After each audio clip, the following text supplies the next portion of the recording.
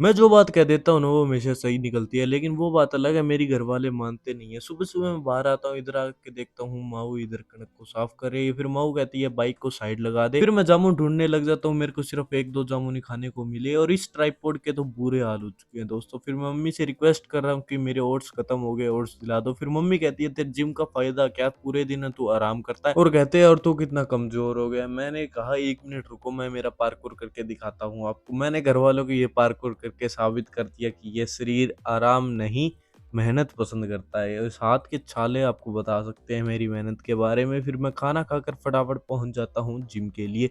Gym में workout करता हूँ, घर पे आके अपना क्रेटिन पी लेता हूँ। घरवाले देते हैं ₹100 फटाफट दुकान पे सामान लेने के लिए जाता हूँ, बीच में बारिश आ जाती है, फिर बारिश में घर पे आ जाता हूँ। मेरी किस्मत बहुत ज़्यादा अच्छी थी, घर पे आते ही तेज़ बारिश शुरू हो जाती है, फिर शीतल बारिश में नहाने लगती है। मैंने कहा मैं तो बिल्कुल भी नहीं नहाऊँगा और फिर मैं शेक बना लेता हूँ। इसी कारण से दोस्तों मैं नहीं नहाता बारिश में।